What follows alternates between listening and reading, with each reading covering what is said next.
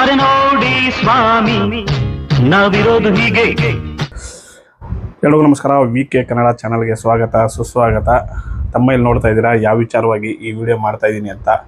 Most expectation cinema ಕೇಳಿ ಇವತ್ತು ರಾಜ್ಯಾದ್ಯಂತ ತೆರೆಗೆ ಬಂದಿದೆ. ಅಂದರೆ ಸುಮಾರು ವಿಘ್ನಗಳನ್ನ ದಾಟಿ ಇವತ್ತು ಈ ಸಿನಿಮಾ ತೆರೆಗೆ ಬಂದಿರೋದು. ಪ್ರೇಮ್ ಅವರು ಈ ಸಿನಿಮಾ ಹಿಂದೆ ಸಿಕ್ಕಾಪಟ್ಟೆ ಕೆಲಸ ಮಾಡಿದ್ದಾರೆ. ಯಾಕಂತ ಸಿನಿಮಾ ನೋಡಿದ್ಮೇಲೆ ನನಗನ್ಸಿದ್ದು ಸಿನಿಮಾದ ಒಳಗಡೆ ಏನೇನಿತ್ತು ಅಂತ ಪ್ರತಿಯೊಂದು ಹೇಳ್ತಾ ಹೋಗ್ತೀನಿ. ಇಲ್ಲಿ ಪ್ರೇಮ್ ಸಾವ್ರ ಅವರು ಎಫರ್ಟ್ನ ನಾನು ಸಿಕ್ಕಾಪಟ್ಟೆ ಖುಷಿಯಿಂದ ಒಪ್ಕೊಳ್ತೀನಿ. ಯಾಕಂದರೆ ಅಷ್ಟು ಜನ ಆರ್ಟಿಸ್ಟ್ಗಳನ್ನ ಸೇರಿಸೋದಿದೆಯಲ್ಲ, ನಿಜವಾಗ್ಲೂ ಒಂಥರ ಹಬ್ಬ ಅನಿಸುತ್ತೆ. ಥಿಯೇಟ್ರಲ್ಲಿ ಹೋದಾಗ ಅಷ್ಟು ಜನ ಆರ್ಟಿಸ್ಟ್ಗಳನ್ನ ನೋಡಿದ ತಕ್ಷಣ ಕಣ್ತುಂಬ. ಅಂದರೆ ಹಳೆಯ ಸಿನಿಮಾಗಳಲ್ಲಿ ವಿಷ್ಣು ಸಾರು, ಅಣ್ಣವರು, ಸೊ ಆ ಶಿವಣ್ಣ ಅವರೆಲ್ಲ ಮಾಡ್ತಿದ್ರು. ಆವಾಗ ಎಲ್ಲ ಆರ್ಟಿಸ್ಟ್ಗಳು ತುಂಬಿ ತುಳುಕ್ತಾಯಿದ್ರು.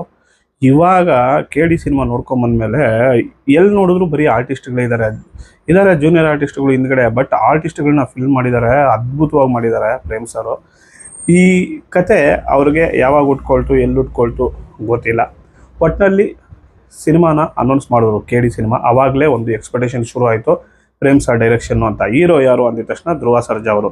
ಅಲ್ಲಿಂದ ಇನ್ನೂ ಎಕ್ಸ್ಪೆಕ್ಟೇಷನ್ ಶುರು ಆಗ್ತಾ ಹೋಯಿತು. ಅದಾದಮೇಲೆ ಸಂಜಯ್ ದತ್ ಅವರು ಬಂದರು, ಶಿಲ್ಪಾ ಶೆಟ್ಟಿ ಅವರು ಬಂದರು, ರಮೇಶ್ ಅರವಿಂದ್ ಸರ್ ಬಂದರು, ಅದಾದಮೇಲೆ ರವಿಚಂದ್ರನ್ ಸರ್ ಬಂದರು. ಇಷ್ಟೆಲ್ಲ ಆದಮೇಲೆ ಕಿಚ್ಚ ಸುದೀಪ್ ಅವ್ರು ಬಂದರು. ಇಷ್ಟೆಲ್ಲ ಇದ್ಮೇಲೆ ಈ ಸಿನಿಮಾ ಮೇಲೆ ಎಕ್ಸ್ಪೆಕ್ಟೇಷನ್ ಇಲ್ಲದೆ ಇರೋಕ್ಕಾಗತ್ತಾ? 100% ಎಕ್ಸ್ಪೆಕ್ಟೇಷನ್ ಇದ್ದೇ ಇರುತ್ತೆ.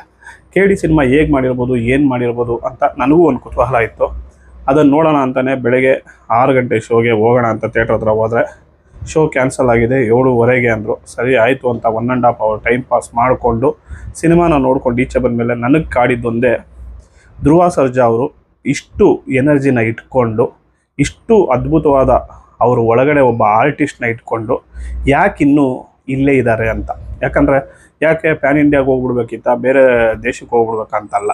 ಅವ್ರ ಎನರ್ಜಿ, ಅವ್ರ ಆ್ಯಕ್ಟಿಂಗ್ ಲೆವೆಲ್ ಯಾವ ಲೆವೆಲ್ಗಿದೆ ಅಂದರೆ, ನಿಜವಾಗ್ಲೂ ಇಷ್ಟು ಸಿನಿಮಾಗಳನ್ನ ನೋಡ್ಕೊಂಬಂದಿದ್ದೀನಿ, ಅದನ್ನೆಲ್ಲ ಮೀರಿಸೋಂಥ ಪರ್ಫಾರ್ಮೆನ್ಸ್ನ ಕೆ.ಡಿ ಸಿನಿಮಾದಲ್ಲಿ ಅವರು ಕೊಟ್ಟಿರೋದು. ಯಾಕಂದರೆ ನಿಜವಾಗ್ಲೂ ನನಗೆ ಅಷ್ಟು ಎನರ್ಜಿ ಇರೋಂಥ ಹೀರೋ ಕನ್ನಡದಲ್ಲಿ ಶಿವಣ್ಣ ಅವ್ರು ಬಿಟ್ಟರೆ, ಅಂದರೆ ಶಿವಣ್ಣ ಅವ್ರಿಗೆ ಬಿಡಿ, ಈಗ 60+ ಆಗಿದೆ. ಈಗಲೂ ಶಿವಣ್ಣ ಅವರು ಪ್ರೇಮ್ ಮೇಲೆ ಬಂದರೆ ಆ ಪ್ರೇಮ್ಗೆ ಒಂದು ಚೂರು ಮೋಸ ಆಗಬಾರ್ದು ಅಂತ ಅಷ್ಟು ಇನ್ವಾಲ್ವ್ ಆಗಿ ಆಕ್ಟ್ ಮಾಡ್ತಾರೆ. ಅಷ್ಟು ಇನ್ವಾಲ್ವ್ಮೆಂಟ್ನ ನಾನು ಧ್ರುವ ಸರ್ಜಾ ಅವರಲ್ಲಿ ಫಸ್ಟ್ ಟೈಮು ನಿಜವಾಗ್ಲೂ ನಾನು ನೋಡಿದ್ದು. ಇಷ್ಟು ಸಿನಿಮಾಗಳು ಅವ್ರದ್ದು 6ನೇ ಸಿನಿಮಾ ಅನಿಸುತ್ತೆ. ಈ 5 ಸಿನಿಮಾಗಳನ್ನ ಎಲ್ಲ ಸೇರಿ ಎನರ್ಜಿನ ಈ ಒಂದು ಸಿನಿಮಾಗೆ ಹಾಕಿರೋದು. ಪ್ರೇಮ್ ಅವ್ರನ್ನ ಮತ್ತು ಧ್ರುವ ಸರ್ಜಾ ಅವ್ರನ್ನ ಇಬ್ಬರು ನಿಲ್ಲಿಸ್ಕೊಂಡ್ರೆ ನೀನಾ ಅನ್ನೋ ಲೆವೆಲ್ಗೆ ಪೈಪೋಟಿ ಬಿದ್ದು, ಅವ್ರ ಡೈರೆಕ್ಷನಲ್ಲಿ ನಾನು ಇರ್ತೀನಿ, ಆ್ಯಕ್ಟಿಂಗಲ್ಲಿ ನೀನಿರೋ ಅನ್ನೋ ಲೆವೆಲ್ಗೆ ಇಬ್ಬರು ಪರ್ಫಾರ್ಮೆನ್ಸ್ನ ಮಾಡಿರೋದು. ಅಂದರೆ ಒಂದು ಕೈ ಇವ್ರ ಮೇಲೆ ಹೋದರೆ ಇನ್ನೊಂದು ಕೈ ಇವ್ರ ಮೇಲೆ, ಆ ಲೆವೆಲ್ಗೆ ಇಬ್ಬರು ಕಿತ್ತಾಡಿಕೊಂಡು ಈ ಸಿನಿಮಾನ ಮಾಡಿರೋ ಥರ ಇದೆ. ನೋಡೋಣ ನೀವು ಹೆಂಗೆ ಇಡ್ತಿರೋ ಇಡಿ, ನಾನು ಅದಕ್ಕಿಂತ ಬೆಸ್ಟ್ ಕೊಡ್ತೀನಿ ಆ್ಯಕ್ಟಿಂಗು ಅಂತ ಆ ಲೆವೆಲ್ಗೆ ನಾನು. ಯಾಕಂದರೆ ಕೆ.ಡಿ ಸಿನಿಮಾದ ನಾನು ಇಲ್ಲಿ ಕತೆ ಹೇಳೋಕ್ಕೆ ಹೋಗಲ್ಲ, ನನಗೆ ಇಷ್ಟ ಆಗಿದ್ದು ಮಾತ್ರ ಹೇಳ್ತಾ ಹೋಗ್ತೀನಿ. ಕತೆ ಬಿಡಿ, ಅದು ನಾರ್ಮಲ್ ಕತೆ, ನಿಮ್ಗೆ ಎಲ್ಲರಿಗೂ ಗೊತ್ತಿರುತ್ತೆ. ಸಿನಿಮಾ ನೋಡಿದ್ಮೇಲೆ ನಿಮಗೆ ಗೊತ್ತಾಗುತ್ತೆ ಏನು ಕತೆ ಅಂದ್ಬಿಟ್ಟು. ಇಲ್ಲಿ ಕತೆನ ಬಿಟ್ಕೊಡೋದು ಬೇಡ. ಯಾಕಂದರೆ ಒಬ್ಬೊಬ್ರು ಎನರ್ಜಿನ ಬಿಟ್ಕೊಟ್ರೆ ಎಷ್ಟು ಅದ್ಭುತವಾಗಿ ಮಾಡಿದ್ದಾರೆ ಅಂತ. ಅಲ್ಲಿ ತುಂಬ ಎದ್ದು ಕಾಣಿಸೋದಂದರೆ ಧ್ರುವ ಸರ್ಜಾ ಅವರು, ಅದಾದಮೇಲೆ ರೇಷ್ಮಾ ನಾಣಯ್ಯ ಅವರ ಹೀರೋಯಿನ್ನು. ಇವರಿಬ್ಬರು ಹಿಂಗೆ ಕಾಣಿಸ್ತಾನಂದ್ರೆ ಇಡೀ ಸಿನಿಮಾ ಆವರಿಸ್ಕೊಂಡ್ಬಿಟ್ಟಿದ್ದಾರೆ. ಇಡೀ ಸಿನಿಮಾನ ಅಷ್ಟು ಬೆಸ್ಟ್ ಪರ್ಫಾರ್ಮೆನ್ಸ್ನ ಇಬ್ಬರು ಕೊಟ್ಟಿರೋದು. ನಾನು ಮೇಲ ನೀನು ಮೇಲ ಅನ್ನೋ ಲೆವೆಲ್ಗೆ ಇಬ್ಬರು ದಿ ಬೆಸ್ಟ್ ಆ್ಯಕ್ಟಿಂಗ್ನ ಮಾಡಿದ್ದಾರೆ, ಎಷ್ಟು ಹೊಗಳಿದ್ರು ಸಾಲಲ್ಲ. ಅದಾದಮೇಲೆ ನೆಕ್ಸ್ಟ್ ಬರೋದೆ ನಮ್ಮ ರಮೇಶ್ ಅರವಿಂದ್ ಸಾರು. ಅವರು ಅಷ್ಟೇ, ಅವ್ರಿಗೆ ಏನು ಪಾತ್ರ ಕೊಟ್ಟಿದ್ದಾರೆ ಆ ಪಾತ್ರಕ್ಕೆ ಅದ್ಭುತವಾದ ನ್ಯಾಯನ ಒದಗಿಸಿರೋದು. ಅದಾದಮೇಲೆ ಯಶ್ ಶೆಟ್ಟಿ ಅವರಿದ್ದಾರೆ, ಸಂಜಯ್ ದತ್ ಅವ್ರ ಬಗ್ಗೆ ಹೇಳಲೇಬೇಕು. ಈ ಪಾತ್ರಕ್ಕೆ ಸಂಜಯ್ ದತ್ ಅವರೇ ಬೇಕು ಅಂದ್ಬಿಟ್ಟು ಪ್ರೇಮ್ ಅವರು, ಅಂದರೆ ಒಂದು ಪ್ಯಾನ್ ಇಂಡಿಯಾ ಮಾಡಬೇಕಲ್ವಾ, ಆ ಪ್ಯಾನ್ ಇಂಡಿಯಾ ಮಾಡಿದಾಗ ಎಲ್ಲ ಕಡೆ ಲ್ಯಾಂಗ್ವೇಜ್ಗೆ ರೀಚ್ ಆಗಬೇಕು ಅಂದ್ಬಿಟ್ಟು ಸಂಜಯ್ ದತ್ತು, ಶಿಲ್ಪಾ ಶೆಟ್ಟಿ ಅವ್ರನ್ನ ಹಾಕ್ಕೊಂಡಿರೋ ಥರ ಇದೆ ಕಥೆಯಲ್ಲಿ.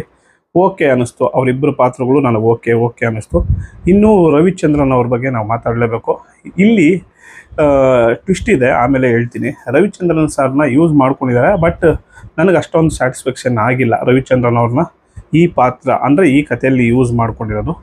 ಅದಾದಮೇಲೆ ಹೋಗ್ತಾ ಕತೆ ಸಾಗ್ತಾ ಹೋಗುತ್ತೆ. ಕಥೆಯಲ್ಲಿ ಅಲ್ಲಲ್ಲಿ ಟ್ವಿಸ್ಟ್ಗಳಿದೆ. ಪ್ರೇಮ್ ಸಾರ್ ಒಂದು ಹೇಳಿದರು, ಈ ಸಿನಿಮಾನ ನೀವು ಟ್ರೈಲರ್ ಥರ ನೋಡಬೇಕು, ಇದು ಸಿನಿಮಾ ಒಂದು ಟ್ರೈಲರು, ನೆಕ್ಸ್ಟ್ ಪಾರ್ಟ್ ಬಿಡ್ತೀನಿ ಅಂತ ಎಲ್ಲೂ ಹೇಳಿರಲಿಲ್ಲ. ಬಟ್ ಸಿನಿಮಾ ಒಳಗಡೆ ಹೋದ್ಮೇಲೆ ಗೊತ್ತಾಗುತ್ತೆ ಕೆ.ಡಿ ಪಾರ್ಟ್ 2 ಇದೆ ಅಂತ.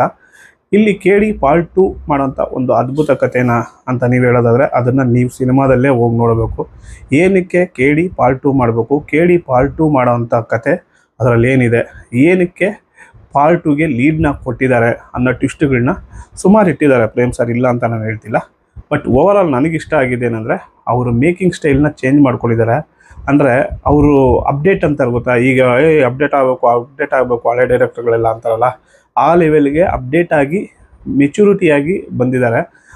ಧ್ರುವ ಸರ್ಜಾ ಅವರು ಅಂದರೆ ಒಂದು ನಾರ್ಮಲ್ ಸ್ಟೇಬಲ್ ಆ್ಯಕ್ಟಿಂಗ್ನ ಇಲ್ಲಿ ನೋಡ್ಬೋದು. ಅವರು ಆ್ಯಕ್ಟಿಂಗ್ನ ಅಂದರೆ ಆಗಿನ ಅಂದರೆ 1980ರಲ್ಲಿ ಯಾವ ರೀತಿ ನಾವು ಬಿಹೇವ್ ಮಾಡ್ತಿದ್ವಿ ಆ ರೀತಿ ಬಾಡಿ ಲ್ಯಾಂಗ್ವೇಜ್ನ ಇಟ್ಕೊಂಡು ಅವ್ರು ಬಿಹೇವ್ ಮಾಡಿರೋದು ಅವ್ರ ಪಾತ್ರದಲ್ಲಿ.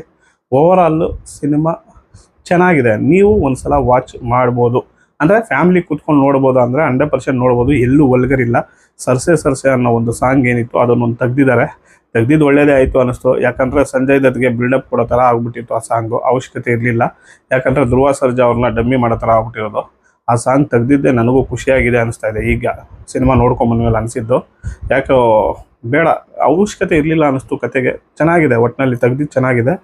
ಓವರಾಲ್ ಆಗಿ ಇನ್ನೂ ಗುರುವೇ ನಿನ್ನ ಆಟ ಬಲ್ಲೋ ಸಾಂಗು, ಅದಂತೂ ಕತೆಗೆ ತಕ್ಕನಾಗಿ ಪ್ಲೇ ಆಗುತ್ತೆ ಸಿನಿಮಾದಲ್ಲಿ. ಯಾಕಂದರೆ ಆ ಸಾಂಗು ನಾವು ಕೇಳಿದಾಗ ಬೇರೆ ಥರ ಫೀಲ್ ಇತ್ತು. ಏನು ಗುರು ಸಖತ್ತಾಗಿ ಮಾಡಿದ್ದಾರೆ, ಇದು ಏನು ಬೇರೆಯವ್ರ ಕಾಲು ಎಳೆಯೋ ಥರನ, ಬೇರೆಯವ್ರಿಗೆ ಕೌಂಟ್ರ್ ಕೊಡೋ ಥರನ ಅಂತ ಅನಿಸಿತ್ತು.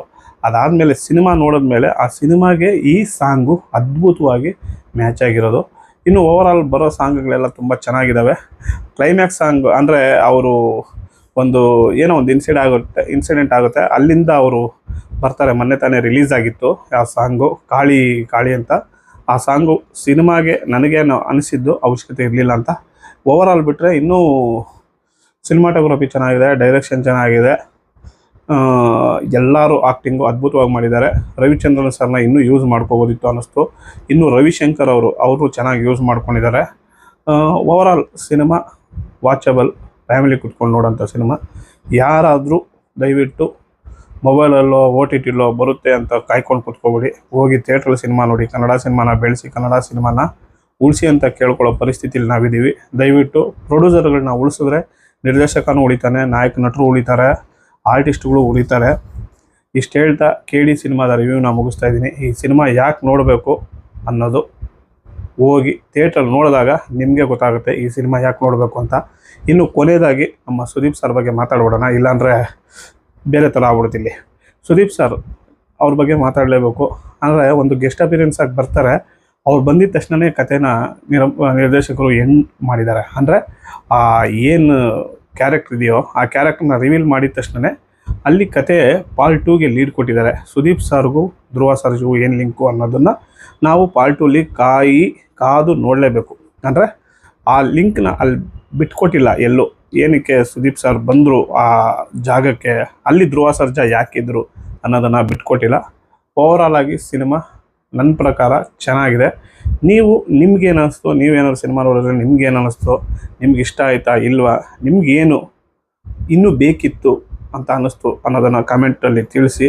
ಇಷ್ಟು ಹೇಳ್ತಾ ಈ ವಿಡಿಯೋನ ಮುಗಿಸ್ತಾ ಇದ್ದೀನಿ. ಈ ವಿಡಿಯೋ ಏನಾದ್ರು ಇಷ್ಟ ಆಗಿರೋ ಲೈಕ್ ಮಾಡಿ, ಶೇರ್ ಮಾಡಿ, ಹಾಗೆ ನಮ್ಮ VK ಕನ್ನಡ ಚಾನಲ್ನ ಸಬ್ಸ್ಕ್ರೈಬ್ ಮಾಡೋದು ಮಾತ್ರ ಮರಿಬೇಡಿ ಅಂತ ಹೇಳ್ತಾ ಥ್ಯಾಂಕ್ ಯು.